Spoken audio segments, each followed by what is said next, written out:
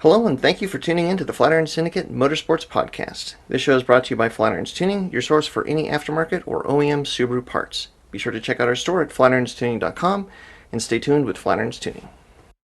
I watched a whole show on clapperboards in the movies yesterday Yeah, on YouTube, and I know a lot about them. I have one somewhere. Our sound sync clap is pretty amateur. My my clap is sometimes that was okay, but sometimes it's not. There's nothing there. You need the airport.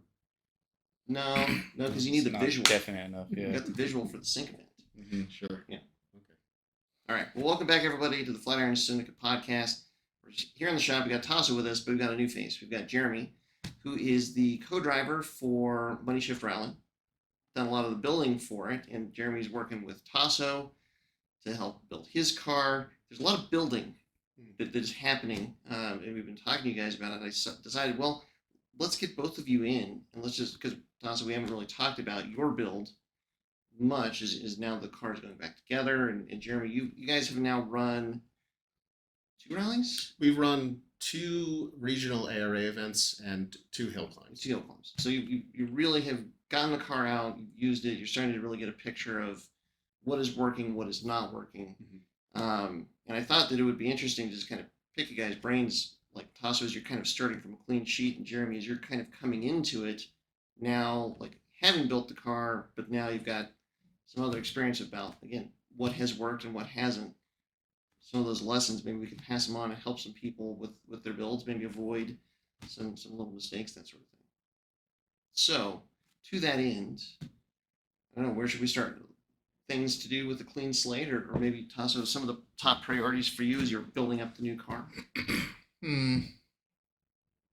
I don't know. You don't know? I'm so fatigued thinking and talking about my car right now. So it'll be a good podcast. Perfect. Uh, Perfect. I'm deep in the trenches on this, and I was thinking when you said it's been a while since we've talked about my build and stuff like that.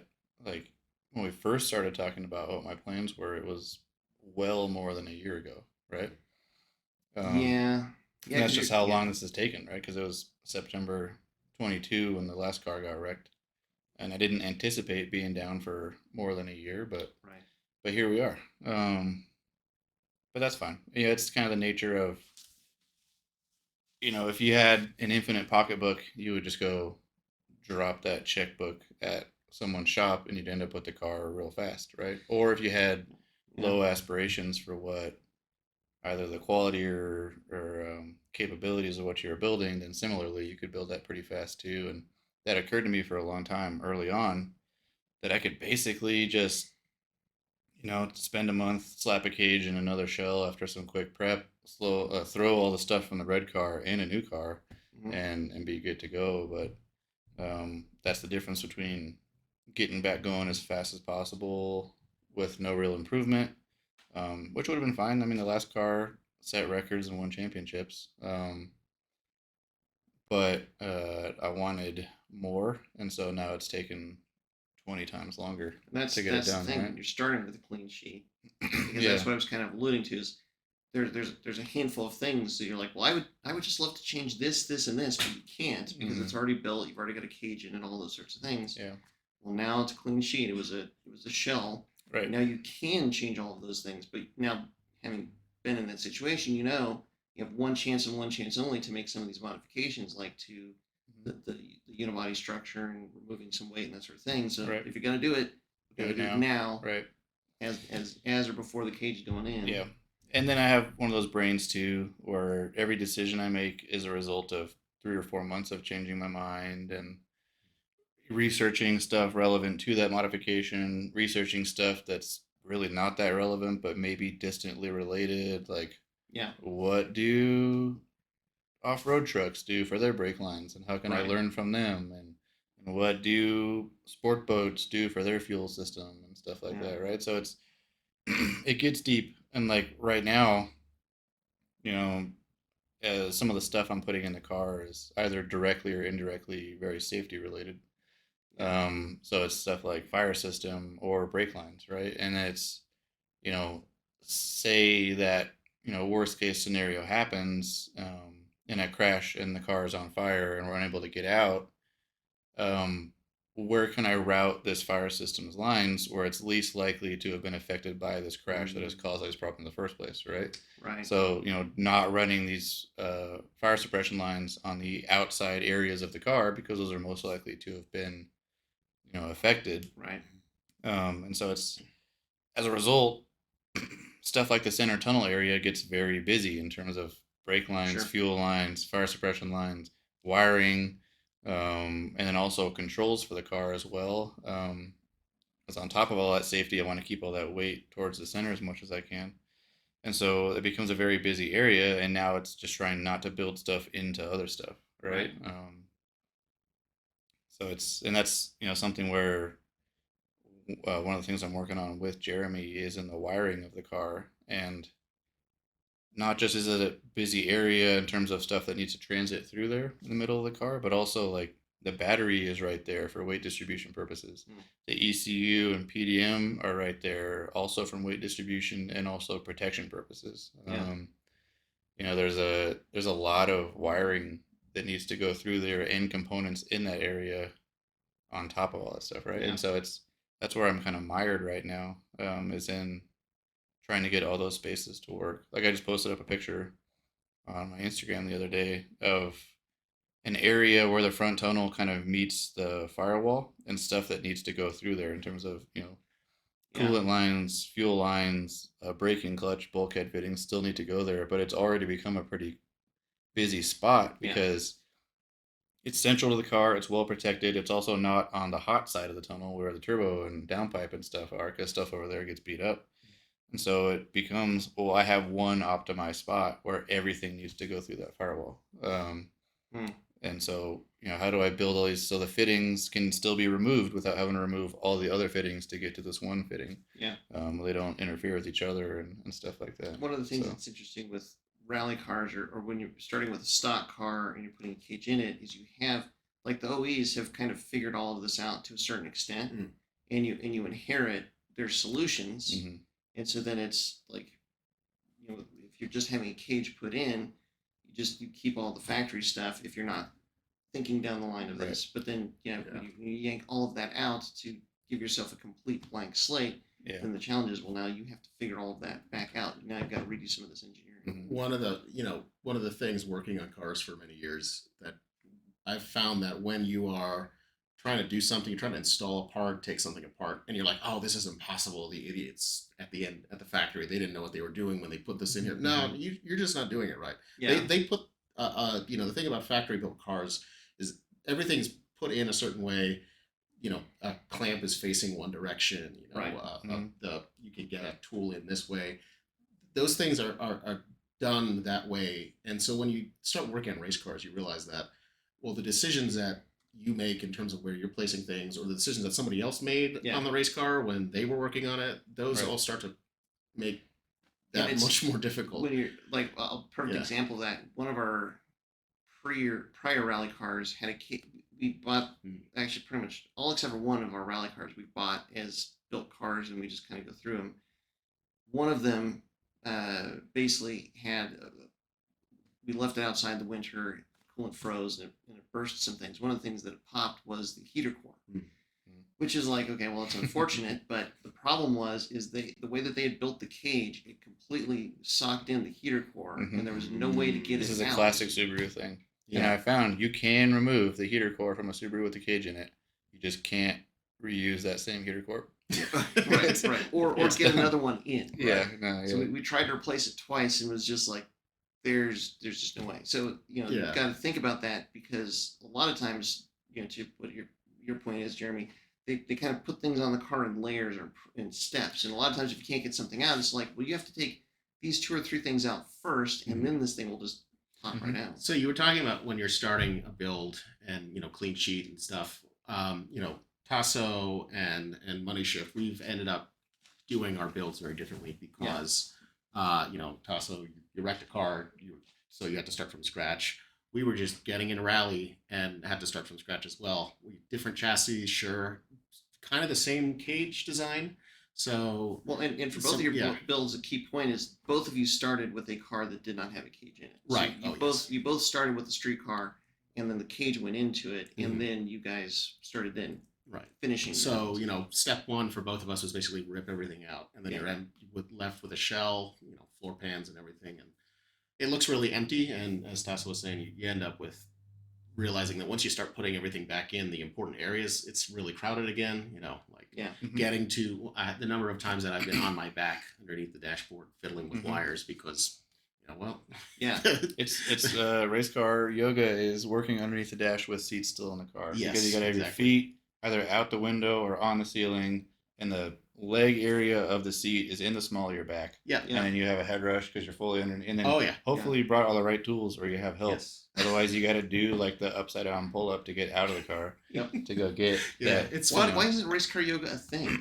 Well, for God's sakes, there's go yoga. It's horrible. Yeah. Like there should be. You're doing yoga It on adds- a yoga mat it adds with years to 3 your life. random poles. Yeah. I'm very good friends Yeah. with the yoga teacher, and actually, I should bring this up. I Yeah. can show her the poses that I'm usually finding myself in, and Yeah. see if we could come up with a program there. Yeah, exactly.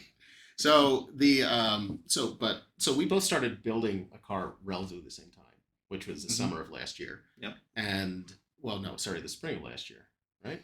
How long has it been? I started in the winter, Yeah, okay. but I've Different. different processes have taken longer in Sure. my case with Yep. getting stuff figured out. So, for us, once we got the cage done, by an outside fabricator, this was a cage kit, then our goal was basically throw as much stuff into the car as quickly as possible, get out there and Yeah. race because, I don't know, you want to You race, build right? the car, we you wanna wanted race. it, Yeah. we had already put a lot of investment into the project and it was like, can we do this? Is this going to work for us? Is this going to be something we're good at? So those were the goals. So, talk a little bit more about that because Yeah. I think that there's probably if anybody listening to this or watching this is thinking about putting a cage in their car, probably the assumption is, and I would say for a reasonable number of people, you'd build a car to a certain point and realize, I okay, wanna race.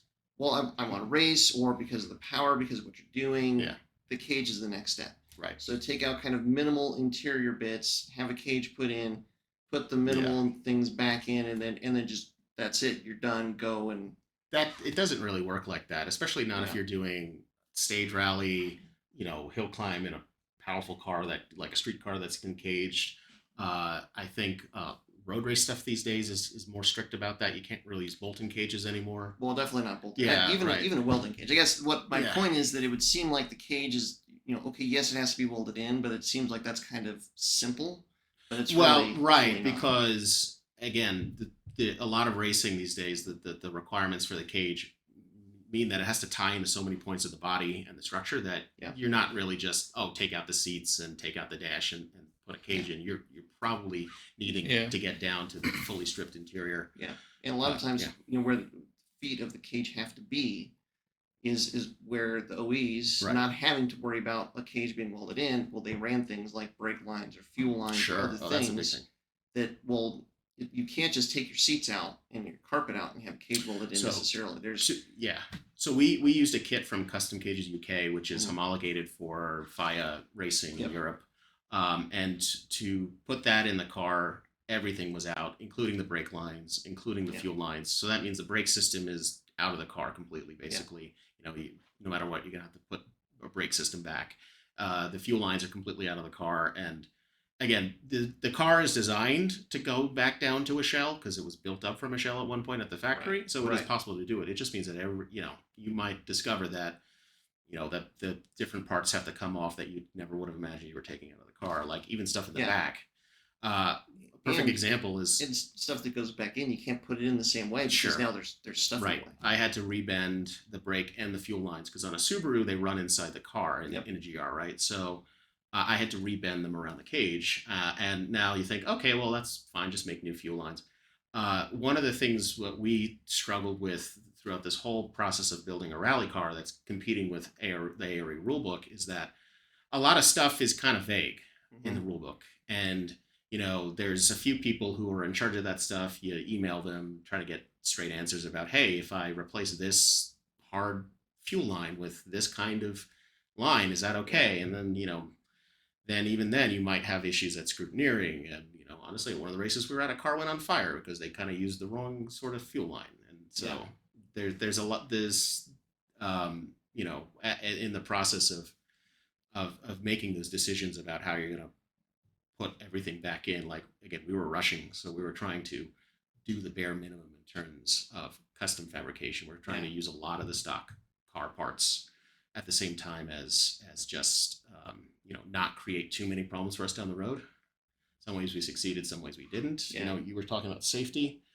It's been a rough year for the ARA, and as we were looking at some of the accidents that have happened in ARA over the last year, we're thinking, oh man, I wish we had done this when we were building the car, because that would have given us a little bit more of a safety margin. It's like, well, we already built the doors this way. Do we really want to tear the whole door system apart and redo it to make it a bit more safe? And I mean, safety is a big thing that you could easily overlook it as you're putting everything back in. But a lot of the stuff in the rule books, as far as what the requirements are for fuel, fuel line material, fuel line routing, brake lines, anything like that. I mean, there's reasons for it largely around safety, and so you can't just rush through it, because you have to go through and you have to know, okay, certainly, well, probably you're building for an organizing body with the rule book, and you've got to go through the rule book and find out, what do I have to do? Is this okay? Is that okay? Because if you don't comply, you go out to the ARA, you go to your first event and you don't get a logbook and you can't run because these things are not safe. Or especially if you're having somebody custom build a cage, what if they left a bar out? What if they didn't do this, that, or the other?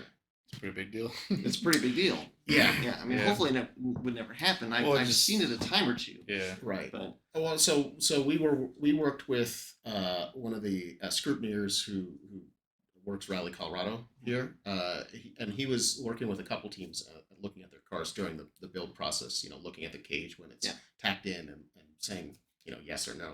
Yeah. Before it gets that's before the way you to get do too it. far Is along. create that relationship ahead of time, so you don't build yourself into a corner before you can unbuild that corner. Yeah. Right. So it's whatever random piece of advice number 7 out of the podcast. Yeah. If you're building for a series, start communicating with that series at the beginning of your build. And keep them updated on the build. Yeah. Right. Because the thing with the roll cage, especially again, so the custom cages are homologated in their shape, and so as long as they're installed correctly, then basically that would pass muster. Sure. But when somebody's designing a cage, then you've got to make sure that cage builder is hopefully has done it before a bunch.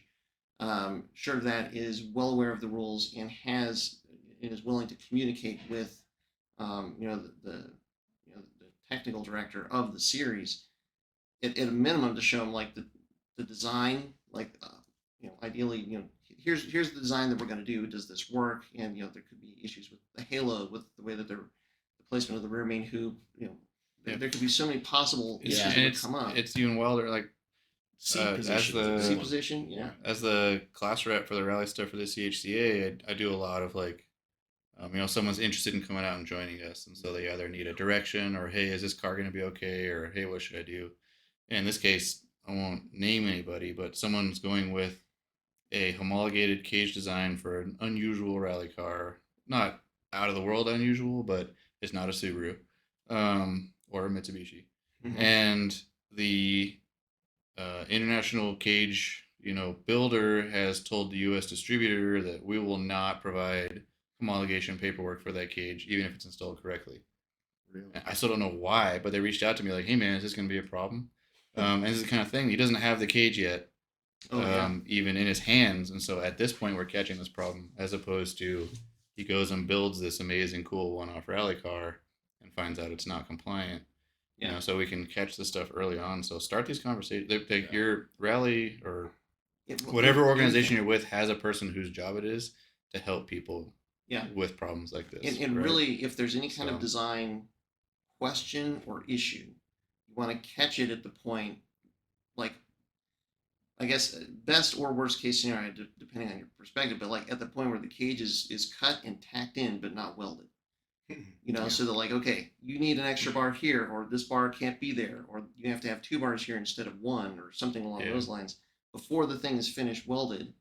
Because the worst case for you as the car builder or the competitor is you don't have that conversation at that point. You finish weld the cage, and worst case scenarios, then you do what you're talking about, Jeremy. And you've started putting everything back in to realize, yeah. oh no, you've got to take all of that stuff back out. You got to cut these out. Yeah. Got to re-weld this or add this or something like that. Then put everything back in, which may or may not work. So the homologation process for the custom cage is Cage.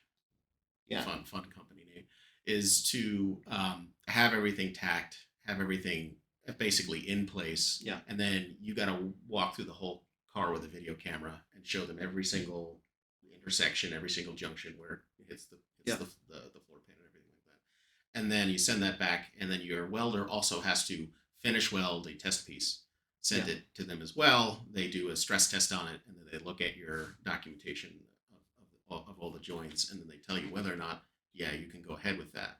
Right. And again, there's some advantages of something like that, a custom cages cage, where it's, you get all the pieces that are pre-cut, pre-bent, and you're basically just assembling it in the car. Yeah.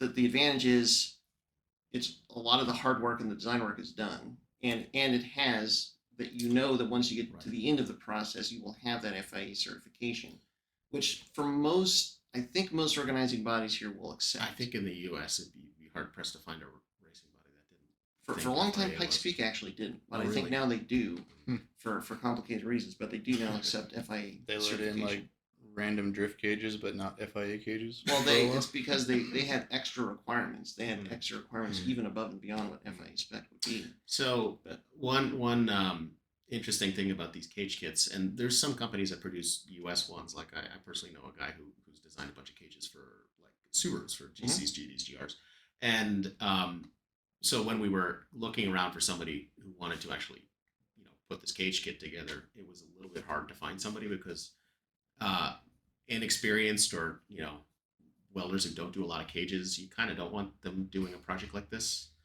unless you really don't want to work with a welder unless they've done a cage before. I feel like, or they've worked for somebody who's done a cage before, because it is, there's an order of operations of how you put them into that you might not be used to if you haven't done it before. And then people who had done them before were like, ooh, those aren't the most fun to do. I don't know if I want to do another one. It's much harder than you would think. Yeah. If you're starting from zero and you're just getting straight tubing that you're cutting up and bending, and you're having to like come up with the design on your own, there's a lot to it. And again, like, you're now having to decipher the rule books and requirements and all that sort of stuff. There's just a lot to it. So I mean, the best advice is to work with somebody that's done it before. Find somebody that's done it before, And a shop that is experienced in building them, because it really will help smooth the process and ensure that by the time you get out of it, like, everything will be correct. It will work.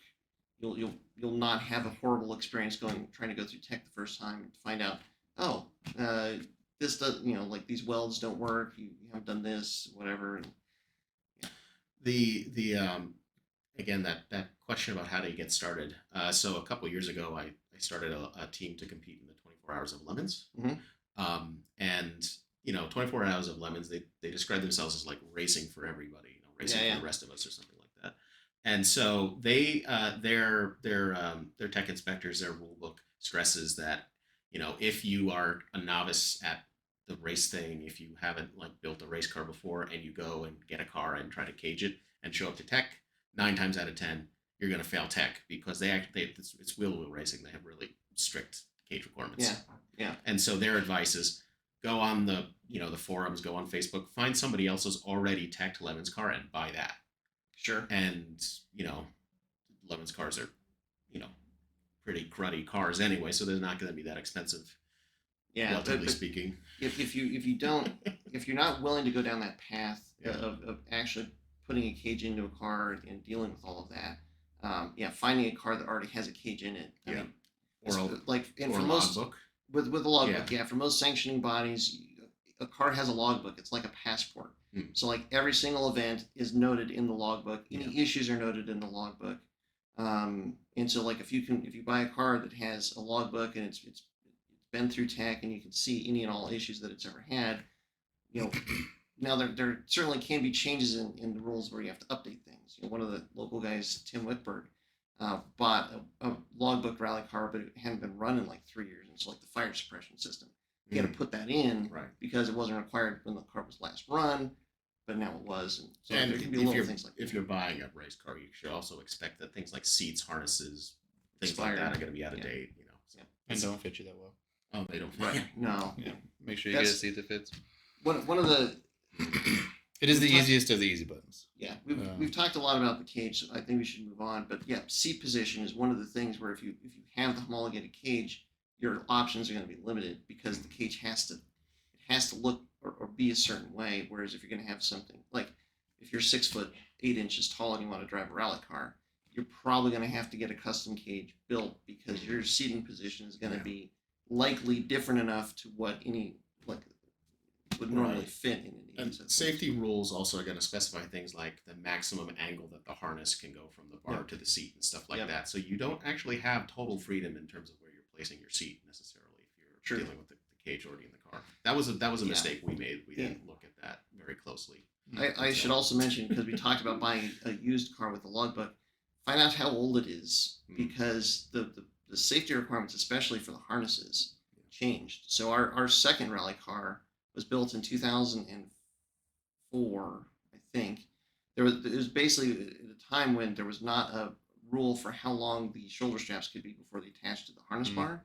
And so yeah, our harness is attached basically at the C pillar instead of at the B pillar. It is the Wow. coolest old look for a vintage rally car, though. Yeah, To have those with straps all going this- all the way Yeah, back. yeah.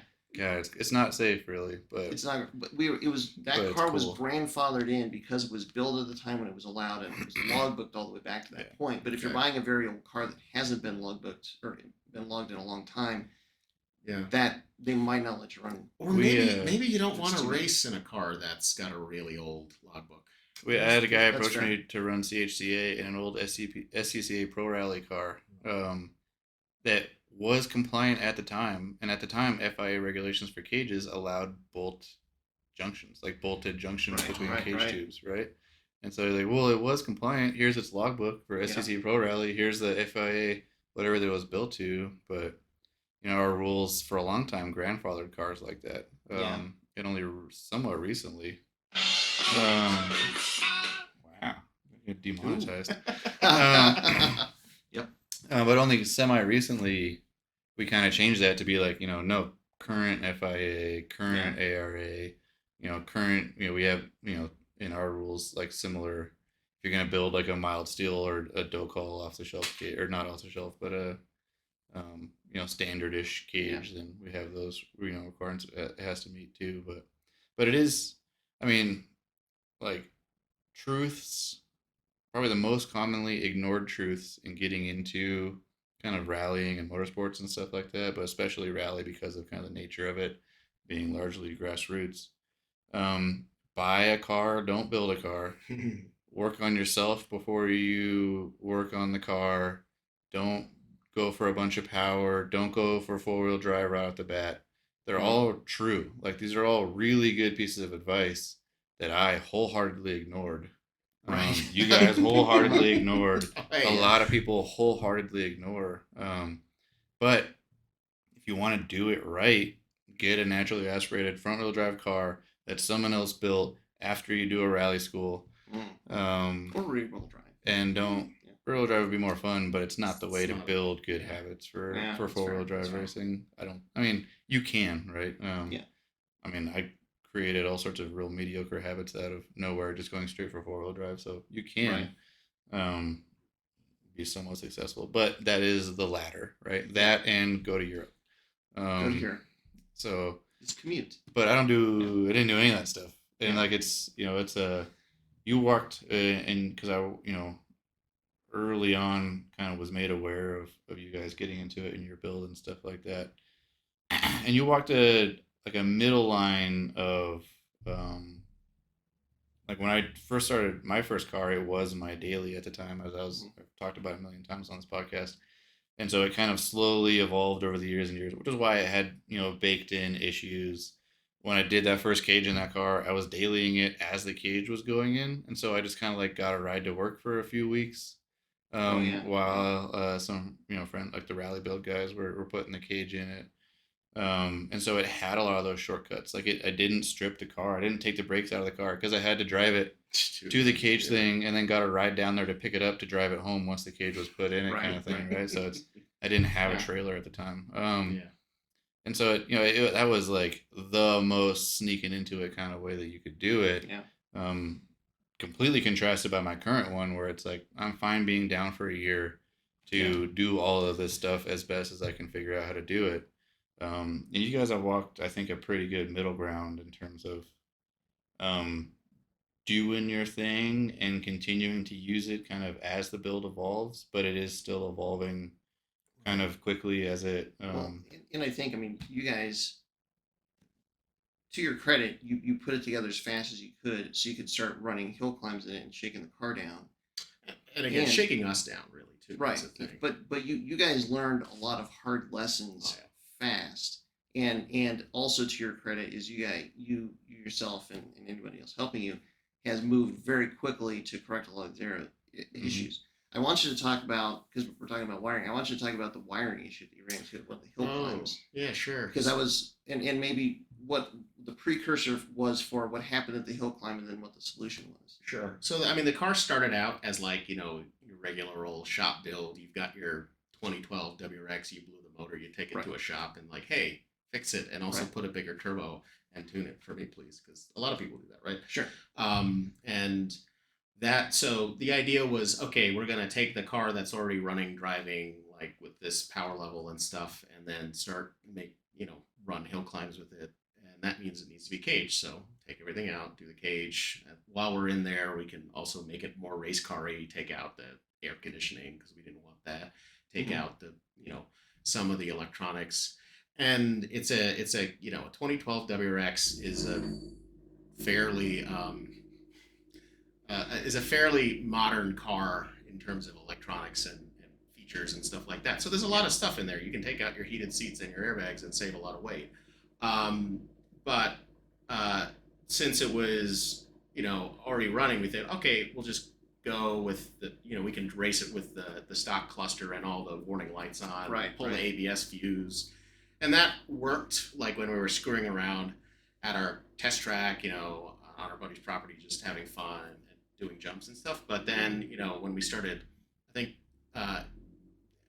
getting out there to race, and after the cage was in, we realized that there were going to be issues with that. For one thing, the stock electronic system is not incredibly robust in terms of what happens when you've cut holes in a car to put cage bars through it, and now water gets in and dust gets in and everything like that. Yes. So I think 2 days before we were going to a hill climb, I went to start the car to put it on the trailer, and it didn't start, and it didn't do anything. It's just like key is dead. Yeah. Uh-oh. And it turned out that water which was getting into the car because it had all these holes in it for the cage bars, had gotten into the ECU and melted the insides of the ECU. Right. So, and since it's a 2012 WRX, it's not like I can, go to the junkyard or hit up Facebook Marketplace and just go get another ECU and try to get it, the tune on it again because it's immobilized. And fortunately, I also owned a 2013 WRX, and the modules were compatible. So I took all the computer modules out of the 2013, put them in the 2012. Broke out my laptop and very quickly tried to because it's a different ROM image. I couldn't just take the tune from one and put it on the other. Very quickly tried to make the tune work on that enough that we could go to the race. And then we started out, we didn't even have any shakedown time in terms of just that particular change. And when we started racing, we quickly realized, well, this car's got no power. And that's because, the 2013 WRX does the, air control system slightly different than the 2012 WRX. And so, the boost control was all screwed up and stuff like that. So,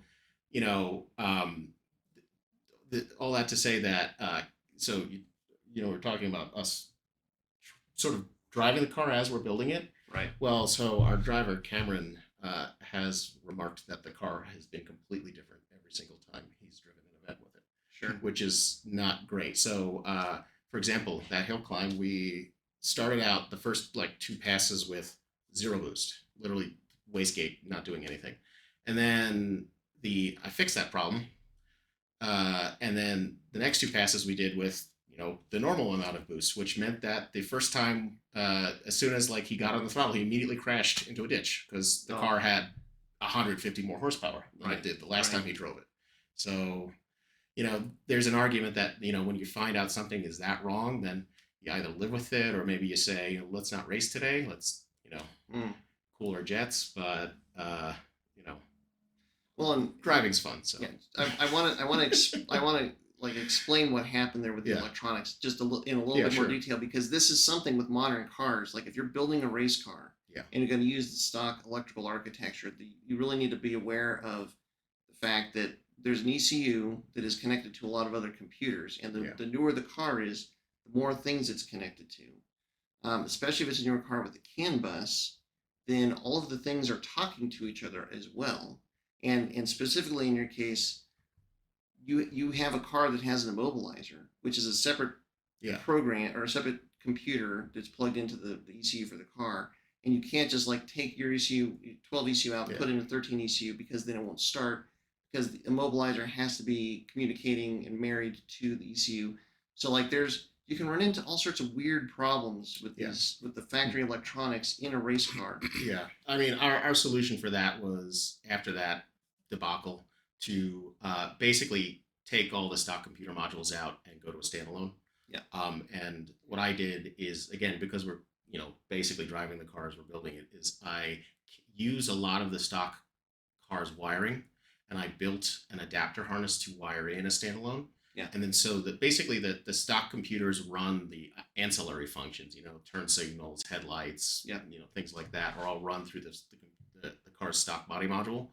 But the engine is run entirely off the standalone, and there's enough crossover so that the brake switch and the DCCD controller and stuff, they're all still connected, which saved a lot of time. On the other hand, it means that if you look at the wiring in the car, you're like, oh God, that's kind of a mess, because for Tasso's car, we're starting from scratch. We're starting with a Haltech ECU and power distribution module that is going to be custom, purpose-built wiring harness to run everything. It's all going to be neatly bundled, and then you don't have to worry about the spaghetti. But the last car, and the most common way most people sneak their way into standalones is with plug-and-play adapters or patch harnesses or repinning and stuff like you're that. Like, hey, this ECU is the problem, so I'm just going to cut it off and put another one on. Like I say, I killed ECUs on the red factory ECUs on the red car too before I finally went standalone. Not because of moisture in my case, but because of heat. Because it's the factory location is down on the kick panel there, or right next to the hottest stuff in the car.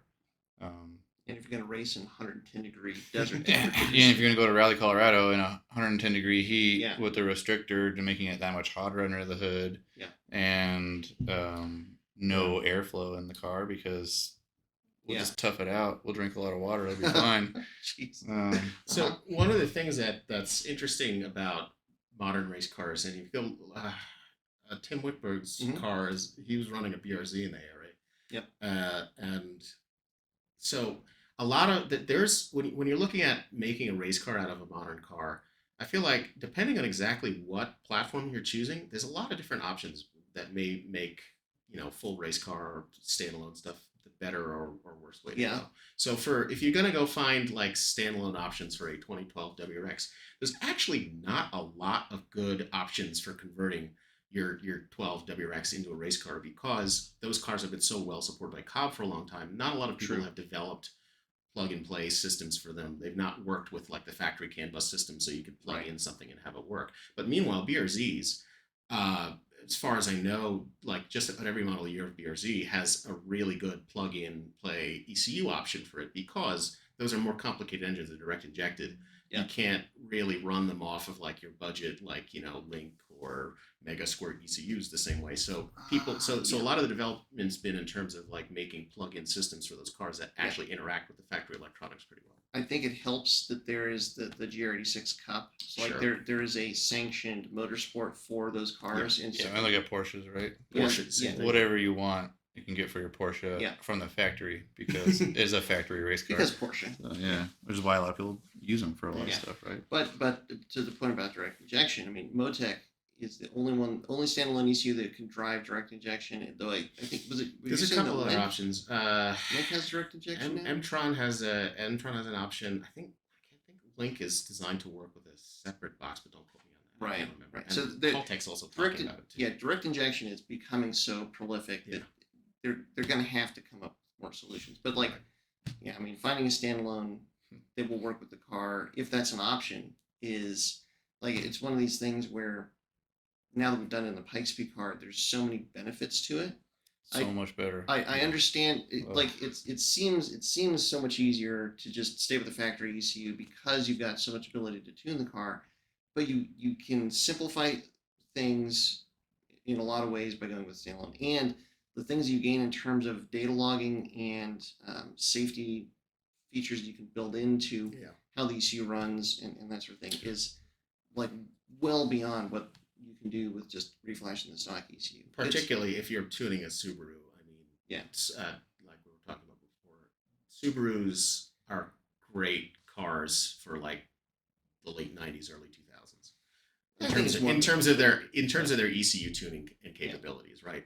And this is why in the sort of, it's changing now, right? With the new WRX platform, the FA24, those are much more interesting engines and more capable. They're tuned in a very different way, and it's a more complicated computer. Right, exactly. But like the older Subaru turbo cars don't their engine setups don't handle modifications very well in some ways. Mm-hmm. So that for example, with just about every standalone that you can get these days, they all have capabilities for what's called real-time lambda control, where they use a wideband O2 sensor to make sure that your fueling is always really dialed in. And depending on the platform, some of them are better at it than others. But the idea is that you could it makes it easier to tune, and it also makes it easier to handle conditions where, like, I don't know, you're having issues, like you've got a big vacuum leak because something moved around or something like that. Those cars will handle with a standalone. You can handle that case better.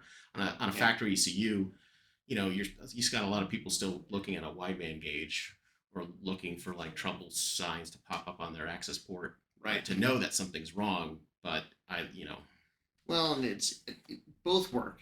Sure. Many people ran reflashed stock ECUs in race cars for a long time. I think just everything post green speed, race car guys are gravitating a lot more towards standalones.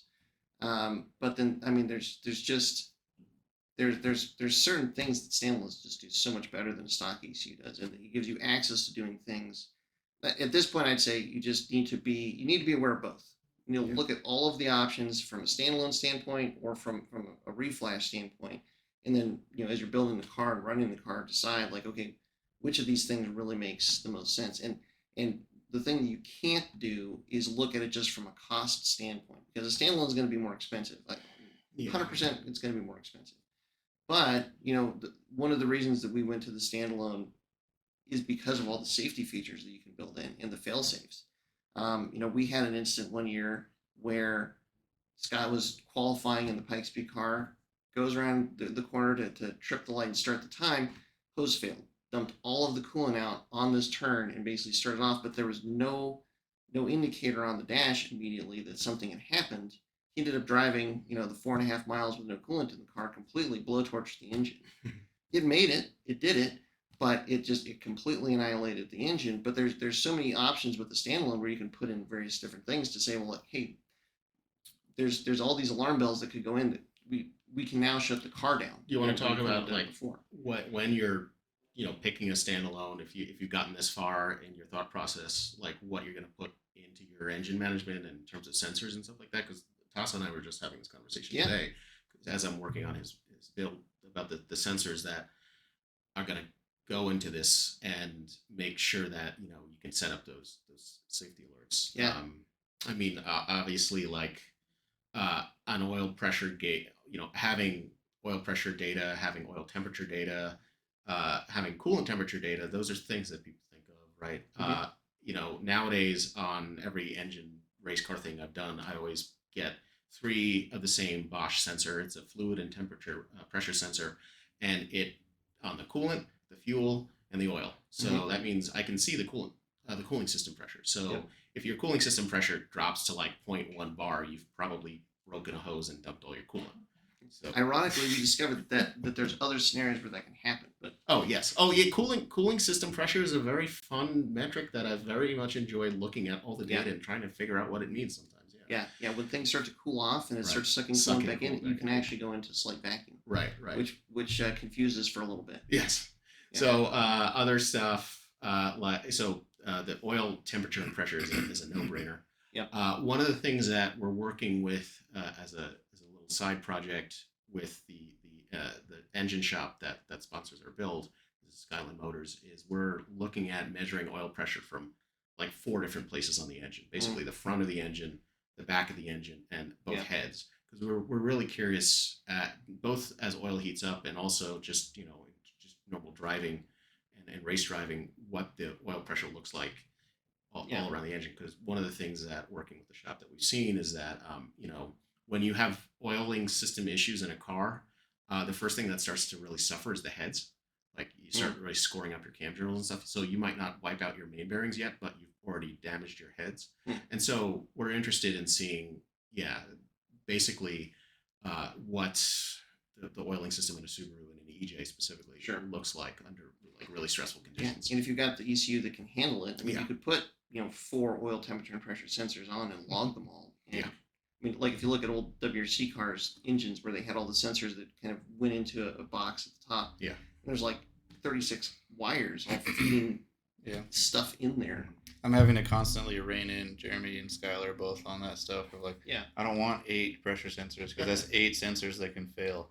Or that's I mean, you kind of can run out of real estate in the ECU as well. Yeah, I mean everything's always expandable, but that's the point. So we want to figure out what how to build an engine that has great oil pressure everywhere all the time, and that's the kind of thing where working with an engine shop means that we can develop that knowledge based on just racing, doing some races with the engine setup like that. We don't have to run like that all the time. But even beyond that, like even if you're going to simplify it, like even if you're just going to have those 3 sensors that you just talked about, those are sensors that don't exist in the ECU, at least not in that capacity. Not in a Subaru, at least. Not in a Subaru, and just being able to data log and get a picture of what's going on in the car, like gives you a huge advantage from an information standpoint for what is working, what is not. Is the engine actually, like with Subarus? I mean, oil pressure is one of these things where it's really not that complicated, because if you just put a sensor on it, then you know. But people don't put sensors on it, and so you don't know if you're having oil starvation issues or not. And then they blame it for their problems. Right. But it's like to be able to have the data and know, like, okay, yes, our oil pressure is good, our oil pressure is not good. I mean, another one I'm a fan of is real-time fuel pressure. Sure. Because again, newer standalone ECUs have the capability to actually adjust your injector duty cycle based on your fuel pressure. Yep. So one of the things you'll find, this turbo car is using rising rate regulators, and depending on, especially because boxer engines, we have 2 fuel rails and a lot of fuel line in the engine area. Your fuel pressure can bounce around a bit. It can vary, especially once you go and you get Radium or Cobb or somebody who makes a fuel rail kit. Those work pretty well, but sometimes they don't, especially if you're doing something kind of weird. You're bumping up your base fuel pressure for whatever reason, then you got to set up harmonics. So and unless you're reading the data, you have no idea. Exactly. Yeah. I mean, and also even dialing in your fuel system, like if anybody has ever tried to adjust a fuel pressure regulator on a Subaru, it's a nightmare because, do I have to have the vacuum line connected, disconnected? Is the needle bouncing around too much? Right. Is it like exactly where I need it to be? Yeah. So if you have fuel pressure in the ECU can actually compensate your fuel system based on that pressure it's reading. And if you go the extra step and put a safety, I mean, there was one time that I was literally just driving my Baja on the street. I have a turbo Baja, had a aftermarket fuel system in it from somebody who's a reputable company, and one of their lines broke. Rubbed through on the back of the alternator, of all things. And I don't know how it didn't cause an engine fire, but there's a good 30 seconds where I'm like, I don't have any power. Stupid car. And then I realized that I had a massive fuel leak. Right. It was like way too late, mind you. Like, sure. But I mean, those pieces of data and being able to like smooth out the fueling. So like if there's fluctuations in fuel pressure, being able to modulate injector duty cycle so that the fuel actually getting into the engine is consistent, and that makes a big difference in terms of like consistent performance of the car. Yeah. And you're not leaning and enriching the car slightly here and there because of fluctuations. We've all driven Subarus that have like cruddy acceleration or dead spots. Yeah. Right? And that's usually because of the fuel system. It can absolutely be, but again, unless you have the data, you don't know, Right. and it's there. I mean, speculation it really does not get you that far. That far, and if you're talking about a race car, if it's something where you're having to travel, like spend money to travel, spend money on hotels, and spend money on an entry fee, like you really got to you kind of have to take your game to another level, or I guess I'll put it this way: if you don't, take all those steps and precautions, like you can get bit pretty hard by showing up at an event. It's happened to us. You show up at an event and we trekked all the way down to Circuit Americas to drive in Super Lap Battle and basically overheated the dickens out of the car for the whole weekend and then came home. I think Scott got 5 laps. Never anything good.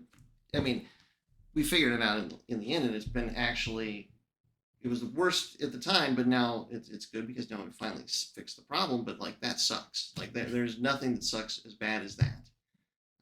So like doing your due diligence and having this information, having these options, there can be real advantages to it that, again, if you're just looking at the cost and the complexity of a standalone versus just sticking with the stock ECU that's kind of a known quantity the car comes with, there's more to that decision than just that.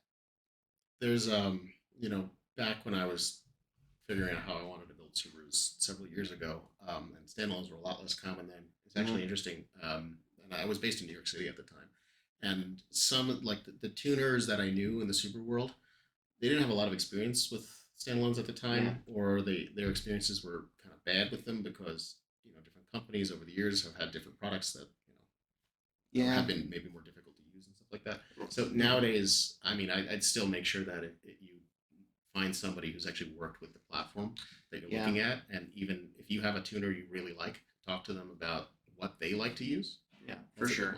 And make sure that the standalone system has good support. Yeah. There was a point where there was a lot of standalones that were coming onto the market, but there was a handful of them that did not have good support, and there's a couple of them that were kind of notorious for like, yes, it's a standalone. Yes, it does all the things that a standalone does. It will, good luck if it'll be consistent and like their support is just like non-existent. Yeah. So since I've built a couple custom standalone wiring harnesses at this point, I've also found that there's very little. I mean, everybody has their sort of guides, their instruction manuals in terms of how the ECU operates generally, and they have recommendations usually. Haltech's actually really good about this. I've really enjoyed going through the Haltech manuals and saying like, oh, if you're doing this kind of crank sensor, use this kind of wiring and stuff like that. But it's at the same time, a wiring harness is something. If you're doing it yourself, is something that you could get to a point where you realized, oh, I screwed this up. It's not going to work the way I want it to because this wire is going to get signal interference, or the power distribution means that we have a problem in the race car right now, which is silly, but it just has to do with how the 12-volt power rail goes to some of the sensors on the engine. There's times when, because we're using some of the stock power distribution, the ECU will be on, but the engine sensors will not have 12-volt power, and it throws the ECU into limp mode very briefly because the ECU is freaking out that my sensors disappeared. So stuff like that. I haven't found a good solution to this other than talk to somebody who's built a wiring harness before, or look at a company that makes plug and play harnesses and see how they did it. If you can get that information, right, in terms of building a wiring harness for a car, and also doing the base map, because it's all related there. Yeah. The good news is most of the standalone companies that remain or that are still here, a lot of them are the ones that have outlasted or that remain because they have better products, they have better support, they have really knowledgeable people that you can reach out to and hopefully get some good help with these complicated kind of weird problems that man, unless you've got the electrical engineering degree that design and help design the thing, you might not ever run into or be able to figure out what's going on. Mm-hmm. And be careful with older Subarus. Their wiring color codes in the service manual wiring diagrams don't actually match what's in the car all the time. Yeah, I've heard. If your GCs and GFs in particular, like the 90s Impresses, yeah, they're going to the bin and like, well, we've got this door wiring harness. It's not the right one, but who's ever gonna dig into a door? I mean, it'll plug in. It'll be fine. Yeah, the difference between my Legacy and all the GDs I've worked is just night and day, and the quality of information and like the consistency throughout the and builds. This is an old Legacy. This is like 91, 92? Man, I forget 92. 90s. Early 90s. 92. Early It's a 92 Legacy. Legacy. Yeah.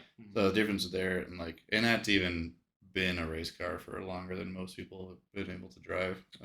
Right. So it's it's on its second body harness and stuff like that, right? And it's not a 92 Legacy harness that's in it. Right. That makes it fun. But yeah, so it's that versus even when I was running all sorts of patched factory harnesses in the GD stuff, we could figure it out. It was much more user friendly for like figuring that stuff out. Sure. Even manual swapping my 92 SVX, I was caught up on the wiring problem, even though it's not a complicated problem to solve usually, but because I have the printed booklet service manuals for that car because it's a 92 SVX, and you can tell the wiring diagrams were hand drawn, like some guy with a pencil and a protractor, right? And the color coordination for the vehicle speed sensor was wrong. And so I don't know if you remember this, but I was driving for months with the speedometer not working in that car. Vaguely, yeah. Yeah, because I had my VSS wired in backwards and it didn't work, and I was just like, whatever. Yeah. I have one working gas gauge amongst all my cars right now. And it's in my truck, and it actually broke also at one point. And if you want to have really fun, really good time wiring, look at 2003 Dodge 3/4 ton wiring schematics, because they're made for an industry where if you have a wiring problem, you just toss the truck out and put another one in. Yeah. For some of those domestics, there were so many configuration options. And it's like it has its own communication network too, and like the fuel level signal goes through several computers before it even makes it towards the dash. And there's a computer in the dash that needs to figure it out too, which is yet again, GDs are the best car. GDs are the best, yeah. I tell you, not having a CAN bus in the car, I'm starting to appreciate and value not having a CAN bus more and more. I think there's some advantages to a CAN bus. Well, OEM CAN bus versus aftermarket CAN bus. OEM CAN bus. Because in just about, again, if you're doing standalone in a race car, everything is gonna be. We're gonna have a CAN in the new car, even though I hate CAN systems in general. Well, but if you have control over it, that makes a big difference and can be a big advantage. Yeah. But if you don't have control over it and it's encrypted and you can't get into it, just the problems you can run into with like DCCD function and all that jazz is really frustrating and significant. But I don't know. I think with time there will be more solutions that come out so that the CAN bus is not as much of a deal breaker. Aftermarket CAN opens a lot of possibilities because it's much easier to connect things, but like with factory CAN, because it's encrypted or locked, it can leave you in a situation where you're more stuck than one might like to be. Yeah, so aftermarket CAN, you're still kind of locked in there in some ways, in that every standalone manufacturer makes their stuff, and they only really care about making their stuff work with their stuff. So, there's some places where stuff is interchangeable. Like, for example, as far as I know, just about everybody's dashes all kind of work with each other because they use the same protocol that your little OBD2 code reader uses to like read data off the ECU. So you can, for the most part, like get useful information using like an AEM dash with a Hall tag or something like that. But if you're going to use expansion boxes, keypads, thermocouple boxes, all the sort of things that are going to feed data into the ECU, that's when you kind of get locked into whatever platform you choose. You probably have to use their accessories. because nobody really publishes information about how to make a Haltech keypad work with an Mtron ECU or something like that. Right, and that's some deep level, probably computer coding and such to really get it to work. It's one of those things that it shouldn't be hard, but at the same time, do you want to do R&D just to make this one thing work, or you just want to use it out of the box? I mean, one of the advantages of, again, everybody makes their parts, their accessories, is you don't have to worry about how to build that thing yourself. Right. Could I make a dash and a keypad out of some like Raspberry Pis and Arduinos and solder stuff together myself? Yes. Do I want to do that? No, especially in a race car where everything's gonna There's better stuff to spend your time on. Exactly. If that was your passion, good for you. All right. Yeah. And it's a little bit like you get into like Apple products, and it's easier just to keep using Apple products. Yeah. And that's been me with the Haltech stuff, in addition to them being a supporter of mine and stuff like that. But once you're bought into that life, then it has plenty of solutions for living that life. Right. So we've talked a lot about kind of like the initial design of the car, the cage design. We talked about wiring. What other aspects of the car, as you're putting it together, are like? Have you run into issues? Have you run into things like maybe Jeremy, you guys have run into like, we did this, suspension has been a problem for you guys. Yeah. We really should have done this. And this is, I'm gonna go ahead and toot my own horn because I'm gonna say I told you so. Oh, I know. Hey, this wasn't up to me. This wasn't my decision. It's a team effort. So I absolutely don't blame you, and I love you guys for not paying attention to advice you got early on, because that's also my move. Yeah. Well, I've known you both personally and by reputation for longer than I've known Cameron, I believe. Mm-hmm. So when Cameron wanted to get into racing, I was like, okay, I'm gonna put Tasso in front of Cameron, and then Tasso's gonna lecture him about a bunch of stuff, and hopefully some of that will sink in. I don't lecture it. I'm not a know-it-all. You learn lessons. You do things, and things work, and things don't work. I mean, that's kind of one of the big motivations for this podcast in the first place. Is like, I have fried suspension before, and had manufacturers say, "Ooh, we did not okay this for gravel use." Like it said gravel spec in your ad.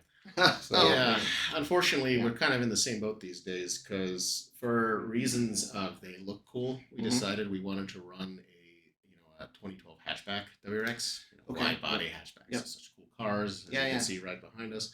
And the thing is, those do not have anywhere near as much like literal rally support as the GDs do, and the DCs these days, and even the VAs, because the VA, Subaru at one point through, I think they had a bit of a sponsorship going on with competitor teams in the ARA running like 2015 to 2020. Yeah, there was a support, like a contingency and support program for them. So you'll see people running those cars, and but GRs, this hatchback, they use different suspension than the GDs. They have very different geometry in the back, especially as a multi-link setup. And we specifically wanted to run this car, and we wanted to run it in the limited class, which means that we cannot actually swap the rear geometry to the GDs like some other competitors do. Like, Vermont sports cars, they rebuild all that stuff to make it good in rally. Yeah. And run the parts that they want to run. The funny thing is, in 2008 they tried not to, and then in 2009 they did, because they realized you can't. And there are some people. I don't know who I was talking to. I'm just completely spacing, and I can picture his face in his car and stuff like that. Who is running a GR, I think, or something like that. It might even be I don't know, a multi-link rear end car. I don't know why I'm just one walking brain fart right now.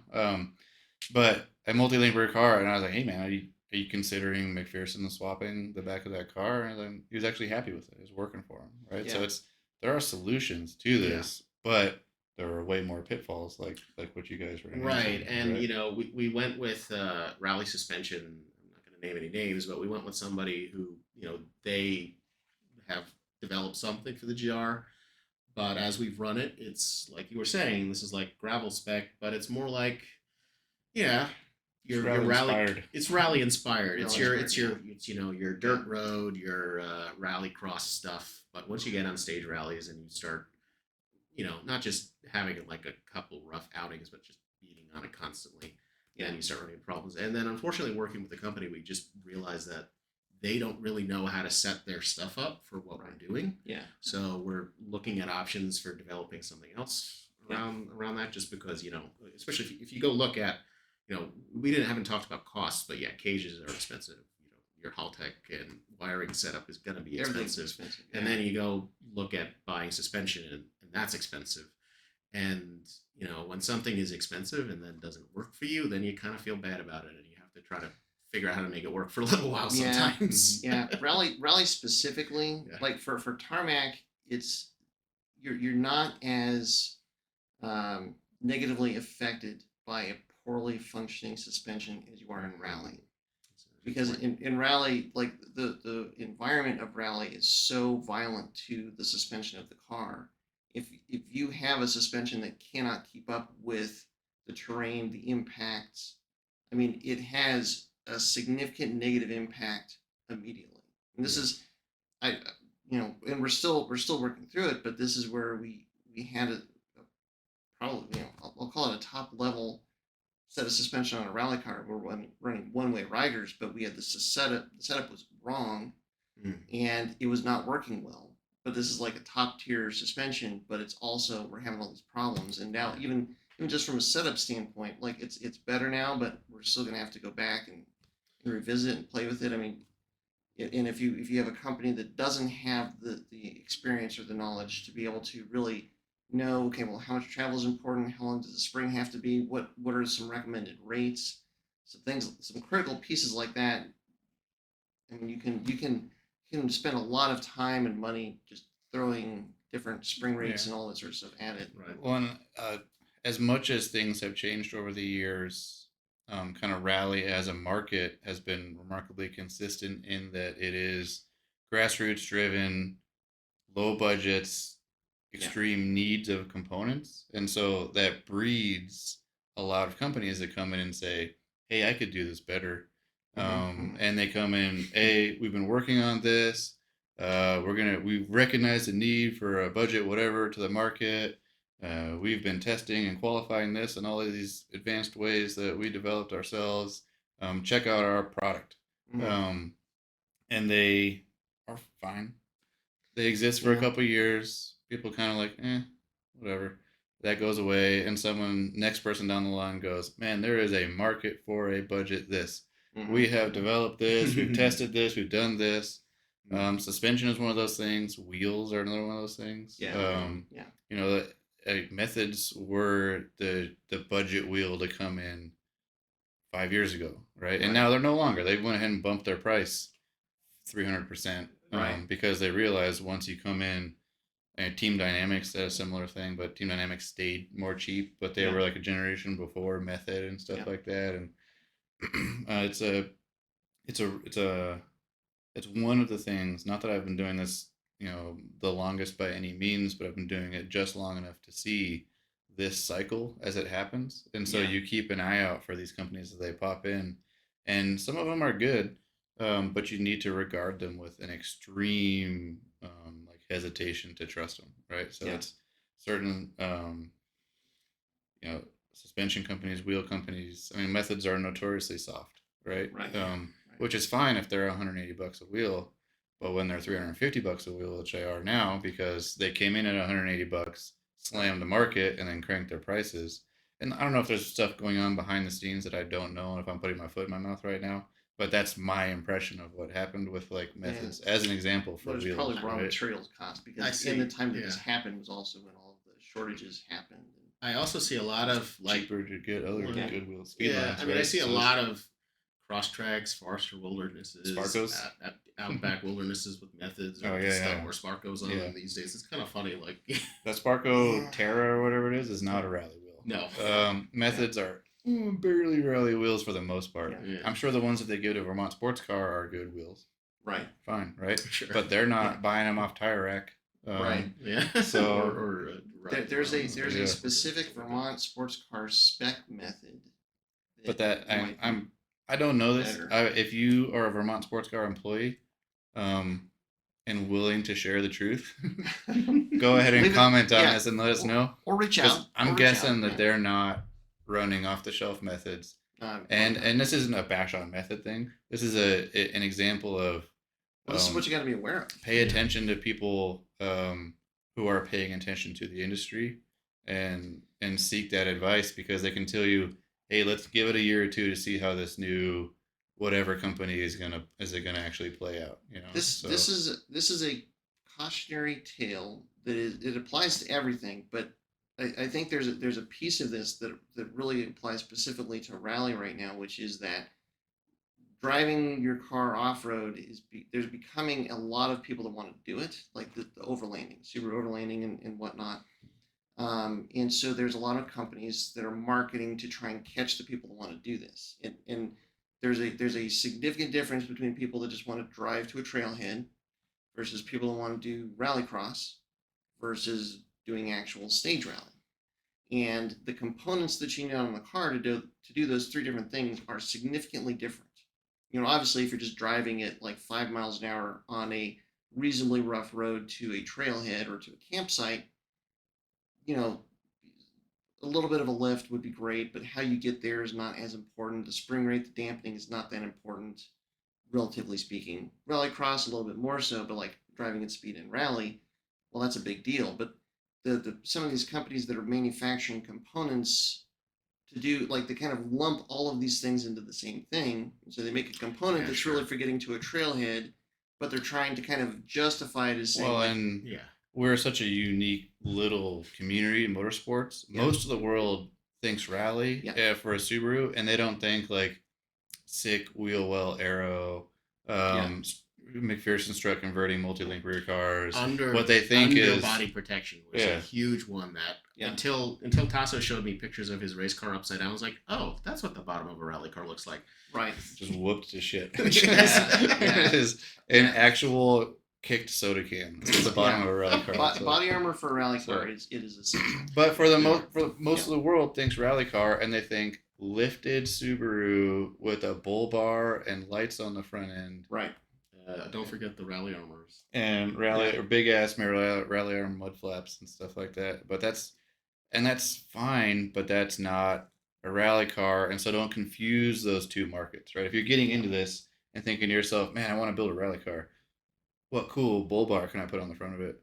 Oh, take a breath and figure out what you want to do, right? Do you want to make a rally inspired, an overland, a trailhead car, or do you want to build a rally car? You're going to race it all. Well, figure out which one you're going to do and then do that one. The point here for this conversation, because we're talking about, putting a cage in a car and going out there to compete, that the trap is, if you're going out to compete and you get some of these parts that aren't really designed for competition use, that's exactly what you're describing. You can run into these problems where you think you've got the components to make the car work properly, be reliable, and that sort of thing, but they really aren't designed to run in a competition. And as more and more drifters are getting into rally stuff too, don't take their advice on this stuff. A lot of them are good folks. I know Micah Diaz, for example, a good guy. Like when I had my whooped ass concussion, he gave me a ride back to my car and was very understanding and kind to me in that moment.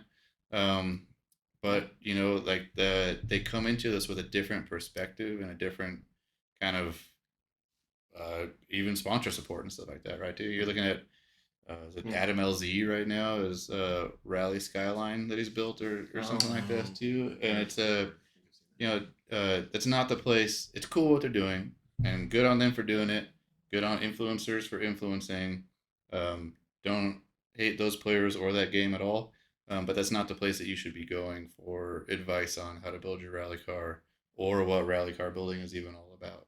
Well, it's we've talked about getting into a sport. Like if you want to get into rally, go out and volunteer at a race. Go out and really spectate and look in the pits. Like, look at who's using what. Oh, so I was going to say, so I think probably like twice a week at least these days, I hear from somebody about how they really want to get into rally, because talking about cars and mentioned rally car, I'm like, oh, I want to do that. And, nobody knows that there's a place you can go and literally help out with a rally and then meet everybody and learn about everything called Rally Colorado. Yeah. And, so I tell people, volunteer for Rally Colorado and go to some rally crosses, go to some SCCA rallycross events, and talk to those guys and bring your daily and, whip your daily around on the dirt a little bit. And honestly, 100% agree with that. But for any kind of motorsport that you want to get involved in, go out there and spectate it first. Go spectate it, volunteer. Yeah. Like, be a corner worker. I mean, any of these grassroots motorsports, they need hands. I just saw High Plains Raceway, which is one of our local tracks, just put out a thing like, hey, we need crew, for this next year. Can you come and help us on the weekends and stuff like that? Even tracks need help, but getting out there and like spending a couple of events, a couple months, just going out and talking to people that are actually doing what you want to do. Talk to them. Find out what works, what doesn't. Hey, if you knew now what you if you knew at the beginning what you knew now, what one or two things would you do different, or what would you never do in building your car, and just kind of soak in some of that if you information. manage to get yourself, and this is why one of the things you can find, if you can find people who are doing rally or shakedown in their car at a rallycross and talk to them. So we don't have a regular crew. Our permanent team is just 3 members, including myself. So that means that when we go to events, I mean, it's really hard to do an event with just like you and the driver. Yeah. So we will we'll bring anybody along. I've had friends who are mechanics from literally like New York City fly all the way out to California because, oh, it's so cool. I get to work on a rally car for the weekend. And just if you can meet people who are already doing some kind of racing and you want to get into the same kind of racing, ask if they need help at an event. Yeah. Because they probably do. and like if you want to go out and do something, I mean, so many times, there are people that talk about, I want to get into rally, I want to get into time attack, I want to do this, that. Well, what have you actually, have you done it on track? No. Have you gone out to any of these events? No. The best way to find out, like, do you really want to do this, is go out there and be tangentially involved with it. Like, find out what it's all about. That might tell you that it is something that you want to do. It might tell you that it's not something that you want to do. Finding out what is all going on there. I mean, I think with like rally, for instance, it's such a different environment in the pits from a good way in the service than you would think. Yeah, just there's so much, like, for the crews. There's camaraderie. There's people help each other out. Oh yeah, big time. I mean, it's not a competitive environment like you would think. For the most part, to some extent. Right. And like that, I think that's one of the reasons why so many people that get involved crewing with rally, all of a sudden, a couple of years down the road, well, now they've got a car or something like that. It's like that becomes your community. It's everybody I've met has followed this progression of hung out with rally people, started helping out with the car, started co-driving. Yeah. Was like built their car, started driving. Yeah. Maybe they still co-drive too. Maybe they take photos, it depends on the event. And it can be fast. It doesn't have to be spend a year volunteering. Sure. But even showing up once, helps a lot. Or I co-drove one hill climb before I recognized that I needed to build my car for hill climb and not just rallycross at that point.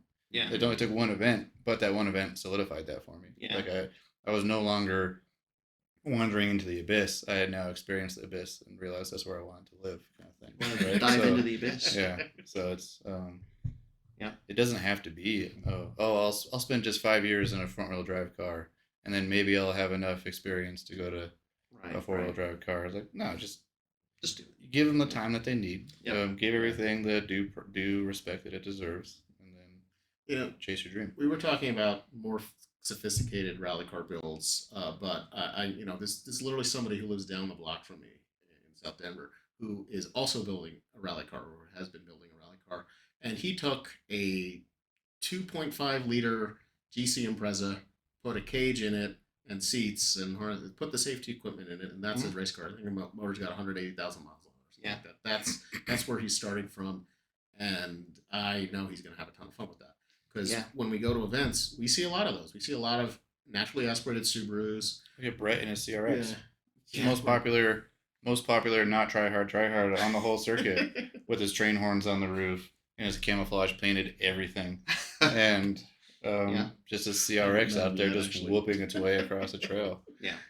But I was just saying that there's a way to, you could build a rally car for under 10 grand. If you want.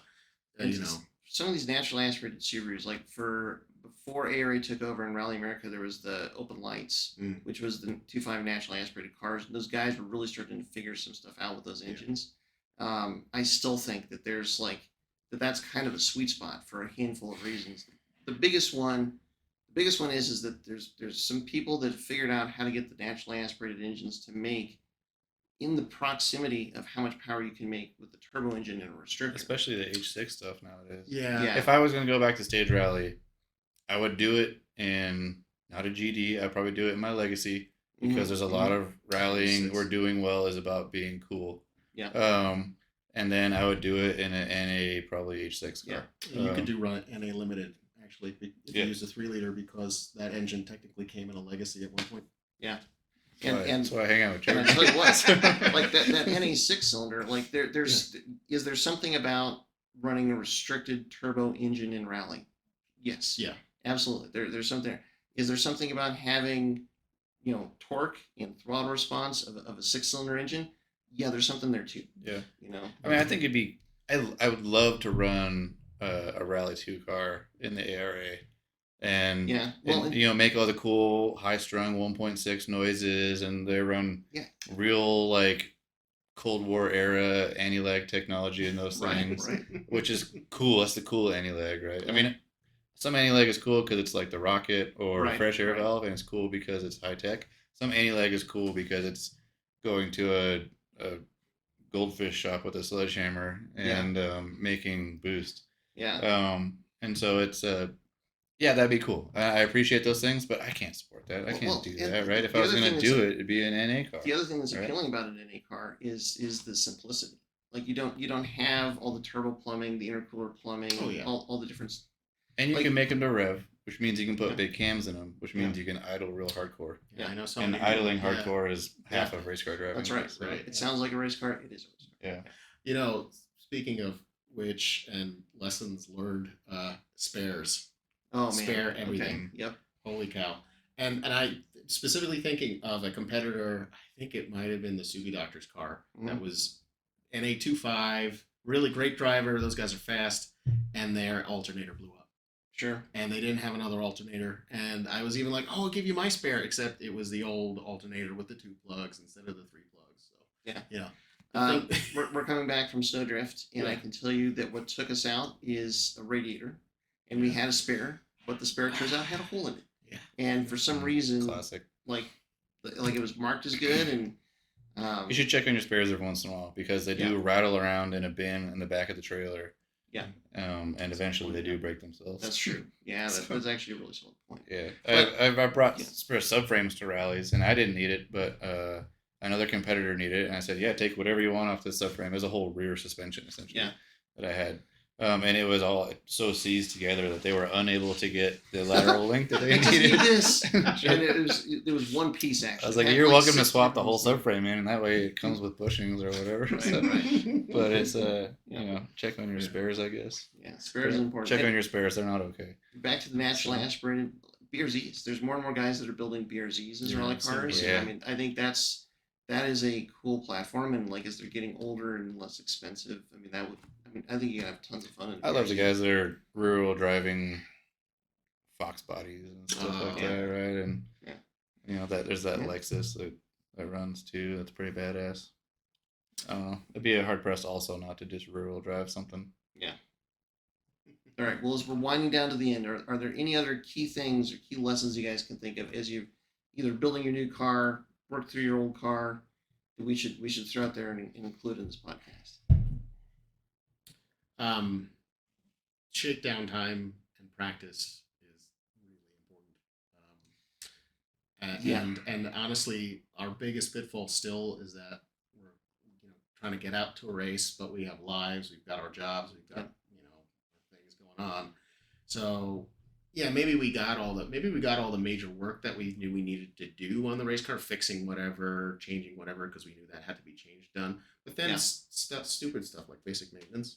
If you didn't do your basic maintenance before you go out to the race and just drive around a little, make sure everything's okay, you might come out with a nasty surprise. For example, us going out to Ridge Rally in California and Cameron deciding that, hey, can you guys bleed the brakes the night before we're going to race? And then discovering that we went from like having this much pedal travel to like this much pedal travel because our front calipers were seized and our master cylinder was all pissed off because it had like mud in it and stuff like that. Yeah. And it just meant that we kind of made the car worse while doing this basic maintenance Oh, boy. of bleeding the brakes literally the night before race because we didn't think to, hey, let's make sure the brakes are working well. Yeah. The great Sterling Chase once told me, you go to the track to drive, not to work on your car. Yeah. And Okay. at some point, He says that, but I know one guy that hired him to crew for him who would wait to make work on he would show up at the track with the car like, hey Sterling, do you mind if we switch out this radiator real quick? I just want to try this other one. And so even hill climbs, he would miss the first run because he had Sterling over there changing out his radiator. So maybe Sterling follows his own advice for himself, but he has definitely been the victim of other folks not taking that advice. it is still So maybe that's where that some of the advice best advice learned from. Yeah. for going to the track, whether you actually practice it or not. But that's always got to be your mindset. Is you're going to the track, you're going to an event to run, not to work on the car, not to chase problems. And so the more that you can find out what's wrong and fix it before you go to an event, the better. And again, especially if you're having to pay fuel and hotels and people to drive the car to an event and entry fees, it's whatever time you can spend to shake the car down. And I'm sure that all of us are familiar with finishing a race, being wiped out, car's kind of messed up, whatever, or maybe it's not messed up, but you're wiped out. You just did all the racing and all the fixes you had to do at the last minute. And then you don't want to fix anything else right away. You don't want to go bolt check it. You don't want to go look at your brake pads even because, I'll just put the car in the garage and, next race is in a month. Or even if it's in 6 months, I'll deal with it before then. And then you don't. And then it's 2 days before you're supposed to leave and you go find out that your ECU is fried or that your brakes are shot. Or this is a lesson that you can learn as many times as you like. I'm just thinking it is, as we're recording this, it's February. Pikes Peak is 3 months, 2 weeks away for testing purposes. And we've done a little bit of work to the car, but we've got a massive amount of things we need to do, and it's things keep coming up, and we're we got plenty of time. We've got plenty of time, and that plenty of time is evaporating at a rapid rate. You can take a couple days off to recover from that race hangover. Oh, for sure. But at least make a note of what you have to get done. You have to put things like bolt check, brake test on the calendar is what I found. Because if you don't do that, then you're probably not going to do it until the night before. And shaking the car down. Cannot overstate how critical that is if you could possibly do it. Yeah. You really got to do that. We have put street wheels on the rally car and I've driven it around all over Denver sometimes because it's street legal. And that has taught me things about how it's working and how it's handling. For example, I figured out that our steering rack is probably about to explode because when you're driving on the street, you have this much motion before the car actually decides to turn. Right. So things I was thinking about, because we had our rally car tuned with the new restrictor and I drove it back. And I was thinking about driving it back that we need to get a muffler section welded in, that is the most aggressive muffler to make it as quiet as possible so you can hear all the other stuff. Oh, yeah, sure. Because it's just by the time I got back here, in fact, I think my ears are still ringing a little bit. It was so loud. You can hear some things. And honestly, if you can hear it over the roar of the exhaust, well, that is a wheel bearing that needs desperate attention, certainly. But you miss out on all the nuance. So quieting the exhaust down so you can actually hear what's going on. That'd be interesting to see.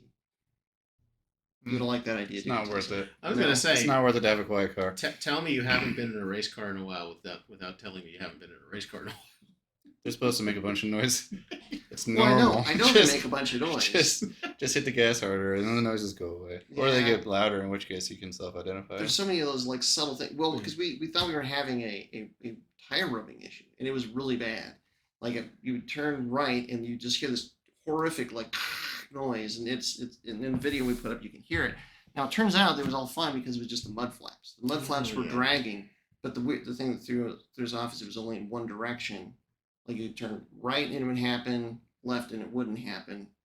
And we were looking at the wheel wells for scuffing and all that sort of thing. But again, it's crazy loud exhaust and a crazy loud rubbing noise. Like, oh, this has got to be a wheel, and just all that stuff down. Like, yeah, to have a little bit more subtlety would be nice. And I still think there's a wheel bearing that might be going out.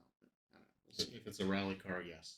Well, The yeah. answer is yes. Yeah, Yeah. the answer is yes. Yeah, You always can't, your you can't wheel replace your wheel always bearings often enough in a rally car.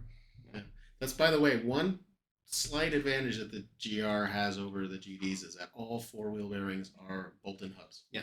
And they're a bit beefier than the WRX like GD wheel bearing as well. So Yeah. you kind of have the STI biggie bearing benefit. The SI is better, Yeah. but we've gone through 4 of those in the Pikespeed car. Oh, yeah. But I think in part that's because of the big tires and sticky. Yeah. But yeah, still can go through them. Yes. you still But it can- is way to not have to easier press to check bearings it. in. That's way better. Yeah. For sure. One of the rallies we're at, we did need a wheel bearing change, and another help, people helping each other out. Another team overheard us freaking out about a loose wheel bearing. We had a spare, so we were able to change it. But he's like running and is like, here's my giant crate of knuckles Yeah. for Uh-huh. GCs and GDs. Yeah. Take Yeah. your pick. And I'm like, that's okay, we're Mhm. good, but thanks. Yeah. Yeah. If you're a rally car, yes, you're going to have to replace wheel bearings, and having like loaded spares is Yeah, going to be actual full on huge. knuckles is a big Yeah. one for sure. Yeah. Honestly, there's some, do you bring a spare subframe with you to a rally? I mean, you're probably not going to be changing the subframe. You have. I was going to say, you're probably not going to be changing the subframe in service. Right. But when half the subframe's been ripped off and the car's sitting on stage somewhere in a ditch, you might want to be able to change the subframe before you try to load the car on a trailer. Just saying. Or overnight. Or overnight. Yeah. I don't know if it's still That's called true. super rallying, but super rallying is the biggest hack in all of rallying. Yeah. So you can basically So completely rejoin. wipe out first day and then come back for day 2. Yeah. Fresh start. But to your point, Jeremy, that's why if you're going to be rallying, top tip, put a winch on the trailer. Yeah. Or at least have a good come along. I have my True, grandpa's come true. along. It's old trusty. It's had several rebuilds over the years, but it's pulled many a dead my car back on my trailer. Yes. Or a winch. Yeah. Like to be able to push a button and just like hard goes Daddy in the trailer. Warbucks. Yeah, sure. Just have your butler load it. You know Why what? not? Fair. That Badlands Apex, that's not terribly expensive. It's like a $380 winch or something like that. Mhm. Those are quite good Yeah. for Harbor Freight things. All right. And that's probably as good in on as anything. So thank you very much for watching. Thanks for your support as always. Be sure to check out Jeremy's team, Money Shift Rally on Instagram. We're on Facebook, Instagram and YouTube and TikTok. OTC Racing on all of the social medias. And of course, you found us, Flatirons Tuning. You know where to find us online. So thanks again for watching. And until next time, stay tuned to Flatirons Tuning. Thanks everyone for tuning in to the Flatirons Syndicate Motorsports Podcast. Once again, we'd like to let you know that your support is what makes this show possible. Be sure to check out our online store at flatironstuning.com for any of your aftermarket or OEM Subaru parts needs. And as always, stay tuned with Flatirons Tuning.